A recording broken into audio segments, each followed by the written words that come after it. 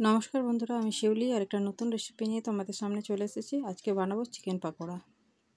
চিকেনটা ধুয়ে নিয়েছিলাম, বাজার থেকে নিয়ে এসেছিলো বর। ভালো করে ধুয়ে ম্যারিনেট করে রেখে দিয়েছিলাম 1-1.5 ঘন্টা মতো, নুন আর কাঁচা তেল দিয়ে, সর্ষের তেল দিয়ে। তারপর যে বোনলেস চিকেনগুলো ছিল সেগুলোর থেকে আমি কিমা করে নিয়েছিলাম পাকোড়ার জন্যে।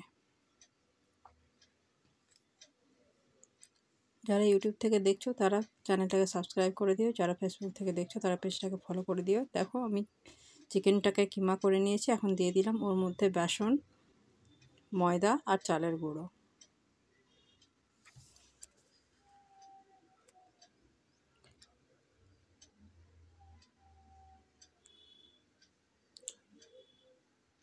আমি আন্দাজ মতো দিয়েছিলাম, তোমরা চাইলে একটা মাপ মতো দিতে পারো। দিয়ে দিলাম পরিমাণ মতো হলুদ, লবণ, কেটে রাখা পেঁয়াজ কুচি, কাঁচা লঙ্কা কুচি আর একটু রসুন, থেতো করা রসুন।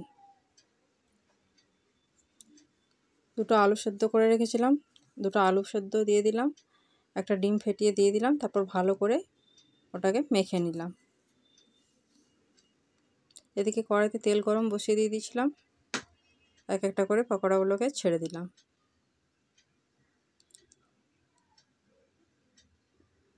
গরম গরম চায়ের সাথে বা কফির সাথে খেতে খুবই ভালো লাগে, তাছাড়া ভাতের সাথেও খেতে ভালো লাগে। তোমরা বাড়িতে অবশ্যই ট্রাই করো।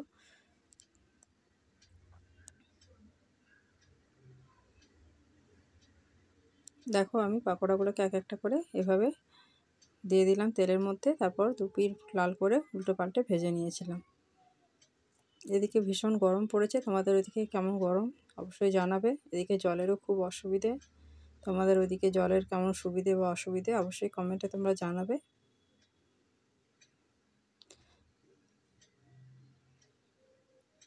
দেখো চিকেন পকোড়াগুলো এরকমভাবে ভেজে নিয়েছিলাম। একবারে ভাজা হয়নি, 2-3 বারে আমি পকোড়াগুলোকে ভেজে নিয়েছিলাম। বাড়িতে অবশ্যই তোমরা ট্রাই করো। ভিডিওটা স্কিপ না করে পুরো ভিডিওটা দেখো, অবশ্যই তোমাদের ভালো লাগবে।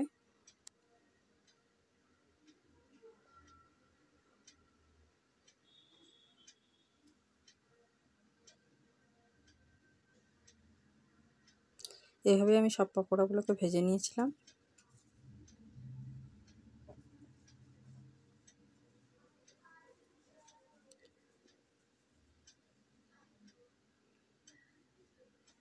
অনেক সময় অনেকটা চিকেন বা মাটন আনলে অতটা রান্না করা সম্ভব হয় না, তাই কিছুটা ম্যারিনেট করে কিমা করে তোমরা ফ্রিজে রেখে দিতে পারো, যাতে পরে সেটাকে চিকেন পাকোড়া বানিয়েও খেতে পারো বা মাটন পাকোড়া বানিয়েও খেতে পারো।